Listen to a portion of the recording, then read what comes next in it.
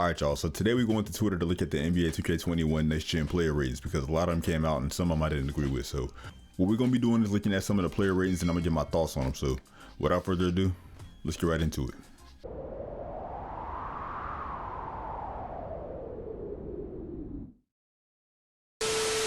So off the top, we starting with Jamal Murray. He had a good bubble, so we're going to see what they gave him for 2K21 next gen. Big conversation. You're going to be an interesting one because you had a tremendous bubble.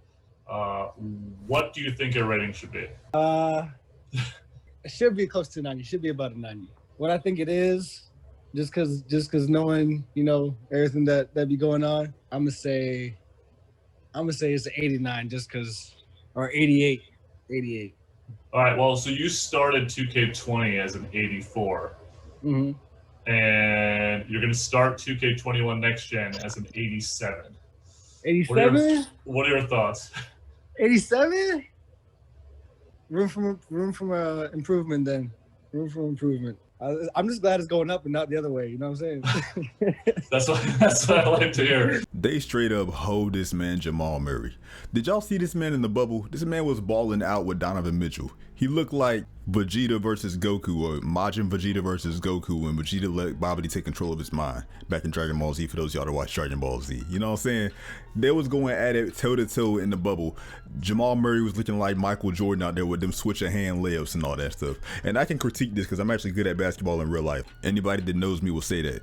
You know what I'm saying? I'm not one of these guys on YouTube, one of these YouTubers just saying this and, you know, can't even dribble a basketball in a straight line. But Jamal Murray looked like a whole nother player in the bubble this past playoffs. I know you got to factor in the whole season in a lot of cases, but Jamal Murray averaged 26.5, which is 27 points per game, 5 rebounds, and 7 assists in the 19 games in the 2020 playoffs. Like, this man was doing crazy numbers in the playoffs and played like a player that we never seen before. Or shall I say, playing like a Jamal Murray we never seen before. Because this man was doing crazy numbers, like I said. So this rating is off. I understand that Ronnie 2K is not to blame this time. For once, we can't blame Ronnie because he's not the one that creates the 2K21 player ratings. It's actually another guy, so we gotta blame this guy. And I'm pretty sure the guy that actually makes the ratings isn't actually good at basketball. You know what I'm saying? Like, that's usually how it goes with all these journalists and all these interviewers who are around the NBA. They usually can't even dribble a basketball in a straight line, like I said earlier. Yet they got the most to say about NBA players when it comes to critiquing them. So I don't understand that at all, man. I don't get it. You know what I'm saying? I feel like 2K should have guys that actually are good at basketball to actually do this. You know what I'm saying? Like, the only reason why I didn't play in college is because my grades was trash. You know what I'm saying? I was, you know, slacking off in college a little bit. You know what I'm saying? I ain't gonna lie. But I feel like if you're not good enough to play beyond a high school level and you're above the age of 18, you shouldn't be talking about how good NBA players are or how good they're not. That's just my opinion, though. That's just my opinion. But anyway, let's go into Zion Williamson because his 86 wasn't that bad. I mean, I feel like an 86 is, of course, it's above average, you know what I'm saying? But I feel like 2K does that a lot with a lot of NBA players. They put them in the, you know, 85 to 89. It's like all-star caliber, but it's not quite an all-star. I don't really know how to really explain what I'm trying to say. But, like, in my opinion, Zion should be at 88 instead of an 86 because he had a great year, averaging 22.5, I think 23 points per game if you round that up. On top of that, he's playing on almost a stacked team. He has Brandon Ingram, JJ Redick, Lonzo Ball, Drew Holiday, and he's still putting up the numbers he's putting up. So I feel like an 88 would have been better for him. Well, then again, averaging 23 points per game on almost a stacked team would be 89 overall worthy, I feel like. But he a rookie, so he got to prove himself a little bit more because he didn't play, you know, a full 82 game season, I don't think. So 89 is really more so deserving of what he should be, but time will tell. So anyway, on to the next player, which is Jimmy Butler. Now, Jimmy Butler is coming in at a 93 overall, which, you know, is deserving because he took his team to the finals. And I think this is right spot on with what he should be because, you know, Bam Adebayo, Jimmy Butler, Tyler Hero, they all balled out, you know what I'm saying, in the finals. So Jimmy Butler finally proved all the haters wrong, talking about he couldn't do it and he wasn't finals material and he wasn't a superstar caliber player. Well, I still don't think he's I don't know. I don't really know how to say with Jimmy Butler. I mean, he's beyond a star, but I wouldn't quite call him a superstar yet. Well, you know what? Based off the finals, I would call him a superstar. This man averaged like, what, 30 points per game? So, like, he is the superstar in my opinion, honestly. I'll say that he just barely squeezes into the superstar room for me because I don't know. I got to see the same level of play next season to really call him a superstar because anybody can do it one time. I got to see it more than once, you know what I'm saying? I don't expect him to get to the finals next season, but I want to see him get to at least the conference finals for me to call him, you know, a superstar caliber player for sure, you know what I'm saying? And play at the same level that he was playing this season, so I don't know. I mean, it's a toss-up for me either way. Either way, he's 93 worthy. So anyway, on to the next player. And the next player is Damian Lillard. Now, I'm going to be honest, I'm a little bit biased because Dame Lillard is one of my favorite players in the league along with Kyrie Irving. So I'm a little bit biased because of that, but I think a 95 does him right because, well, I can't really say that because I'm biased. 94, 95, I ain't gonna lie, 94 would have been good too, but 95 is even better because, you know, like I said, he's one of my favorite players. But he picks his spots well on the court. He can shoot from anywhere. He's a threat from anywhere, rather. This man leads his team, is a great leader. Like 95 is deserving. 94 or 95, it could have went either way, in my opinion. But on to the next player. We got Jayson Tatum. Now this 90 is spot on in my opinion. Jayson Tatum, I've been saying this for the longest, y'all. Jayson Tatum is the next Paul George. He's a slightly shorter Paul George. He's a 6'8" Paul George. Similar play style, just about the same, identical. Because both Paul George and Jayson Tatum, both favorite players, Kobe Bryant. So you can tell the similarities in their game. It shows on the court. And I hate to keep bringing up stats because I'm more of an eye test type of guy. I like going off the eye test more than stats. But Jayson Tatum averaged 27 points per game in the postseason. That's 90 overall worthy for sure, in my opinion. Then you got his teammates, which is Kemba Walker and Jaylen Brown, both at 86, deserving. Now, you know who didn't deserve this rating or who didn't deserve this lower rating?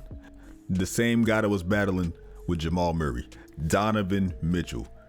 Yo, whoever giving these ratings off at 2K, what are you doing, man? What are y'all doing? Like, I could somewhat understand Jamal Murray because similar to what I said about Jimmy Butler, you got to see it more than once to really give him that fair, you know, tag, because like I said, for Jimmy Butler, I gotta see it more than once to call him a true certain superstar. But for Jamal Murray, they probably want to see it more than once from him in the playoffs, you know, for the postseason because how he played this past postseason. But Donovan Mitchell, on the other hand, he been doing this. Donovan been playing at this level since before this postseason. You know what I'm saying? We've seen this Donovan Mitchell, this assassin Donovan Mitchell before the postseason. I hate to sound like Stephen A. Smith. I don't sound like Stephen A. Smith. I ain't talking about no ventriloquities and no differentiation, whatever. Anyway, my point is Donovan Mitchell has been playing at this level longer than Jamal Murray has. Because I believed in the 2018 playoffs, Donovan Mitchell averaged 24 points per game, I want to say. He been doing this. At 87 overall, come on, are you serious? Are you serious? This man been doing this for so long now. If I'm Donovan Mitchell, I'm kind of taking this as disrespect because this man should be at least a 90.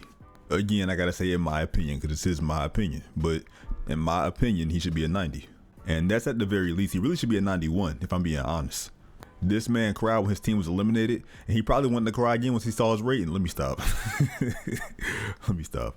But anyway, that's crazy for Donovan Mitchell. They got to stop holding this man, him and Jamal. But anyway, on to the next player. The boy from ATL, Trey Young. He's at 88 overall, and I don't know why. Because he's been playing. At one point in time, people were saying that Trey Young and Luka Doncic was in contention for the Rookie of the Year because they were so close in terms of their skill level and overall production value to their teams. I think since then, Luka has slightly edged Trey Young out, but it's not as much as people would think. Like, I mean, they're probably basing it off stats because in terms of the eye test, again, I like to go off eye test. Based off the eye test from what I've seen, Luka Doncic is better than Trey Young, but not by much. It's not by that much, at least. Because Trey Young is at 88, and Luka Doncic, they got him at 94. Now, I think Trey Young should be a 91, 92. Well, Trey Young should be a 91, but Luka Doncic should be like a 93 in my opinion, not a 94. You see what I'm saying? Like, Luka's stat line is probably more impressive, but just overall potential and just talent itself, I'm saying that they're very close. I think Trey Young should be 91 and Luka should be a 93. That's just me, though. That's just my opinion. I gotta keep saying this is just my opinion, though. You know what I'm saying? So take this however you want to take it, but I mean, that's just what I think. But that's crazy to me. But anyway, on to the next player. We got Steph Curry, or the next players rather, Steph Curry and Klay Thompson. Now, after seeing this, I'm gonna say it once again. Whoever makes these ratings at 2K probably ain't good at basketball. Because this looks like a lifetime achievement award or a lifetime achievement rating for both players. Because if you have any common sense, you would know that both players have been injured, so they're not going to come out and play at the same level they've been playing. Klay Thompson should not be at 89. Steph should not be at 95. Klay Thompson should be like an 84, and Steph Curry should be like a 91. Again, why do I feel like their rating should be that low? Because they were both injured for a majority of last season, and on top of that, they didn't play a lot last season. So they're going to be rusty, and they're coming off of injuries. Then we got Devin Booker. Devin Booker, just like Murray and Mitchell, underrated. In my opinion, shouldn't be at 88. He should be at 89, but that's just me though. On top of that, his team went on the 8-0 run in the bubble, and they just barely missed the playoffs. Like, I know Dame Lillard is way better than Devin Booker, but like, still, his team almost missed the playoffs, and he's a 95. Devin Booker's team almost made the playoffs, and he's only at 88. Again, Devin Booker's not as good as Dame Lillard, I know this, but still, he should be like at least at 89. Like, make it make sense. Why is he at 88 and Dame Lillard is 95? And all right, whatever. It don't even matter. On to the next player. James Harden, 96. I think it's deserving. All right, nothing to say about him. Giannis Antetokounmpo, 97 overall. In my opinion, Giannis is probably the most overrated player in the NBA. Now, when you do your homework, you will realize that he does deserve the MVP that he got. But at the same time, just because he deserves the MVP doesn't mean he deserves 97. Especially seeing what he did in the playoffs. And some people are saying that Giannis has no help. This man got Chris Middleton, who's also an all-star on his team. Like, what is some of y'all talking about, man? I don't get it. Like, this man cannot get it done for his team. Giannis is the best player on his team and could not get it done. I mean, Chris Middleton is somewhat to blame too, in my opinion. But, like, Giannis cannot get it done. Like, this man does not deserve a 97, in my opinion. To be honest, he's a 96 at best. Really, I want to give him a 95, to be honest. I think he's really a true 95 overall, not a 97. But anyway, on to the next player. Or next players, plural. We got Kyrie Irving and we got Kevin Durant. Durant should not be a 95. He was injured. Similar to what I said about Steph and Clay. Durant should be like a 93, I feel like, or a 94. I feel like Durant should be a 94 because he was injured. And also, Kyrie, 90 ain't bad. I feel like, yeah, I think 90 is right for Kyrie because at peak performance, Kyrie's like a 93. So yeah, 90 is not bad. I agree with that. You know what I'm saying? I agree with this. This is good. Except for Durant. He should be a 94. Next one, last but not least, the king himself, the champion, LeBron James, 98 overall. I think this is accurate. I don't have a problem with this at all. You know what I'm saying? The man got it done. People saying, well, he ain't, you know, before and 6 in the final, whatever. He got it done. Leave it alone. He got it done. He got the job done. Oh, it's a Mickey Mouse championship. He got it done. Leave it alone. He got it done. And he probably gonna do it next season too. I feel like he gonna repeat. You know what I'm saying? Him and AD, they gonna get it done, man. So yeah, anyway, that's it for the player ratings. I feel like most of them are spot on except a few players like Jamal Murray, Devin Booker, and Donovan Mitchell, to, you know, name a few. Trey Young could have been higher. But for the most part, at least half the players are spot on with their ratings. So it doesn't really matter that much because as the year goes on, the ratings can fluctuate and change. So I'm not mad at this, but you know, some of them could have been better. And so like I said, over at 2K, they need to hire better guys that actually, you know, give all the ratings. Because I know this guy that gave the ratings probably ain't even good at basketball in real life. So like his rating analysis is like going out the window to me. But anyway, if you agree with anything I said in the video, leave a like down below if you enjoyed it. Also, subscribe if you're brand new because I post videos like this, I want to say 4 to 5 times a week. So yeah, stay tuned for, you know, news and everything news on 2K21 Next Gen. So anyway, with that being said, I appreciate y'all for watching, and I'm gonna catch you guys in the next video. And until next time, I'm out. Peace.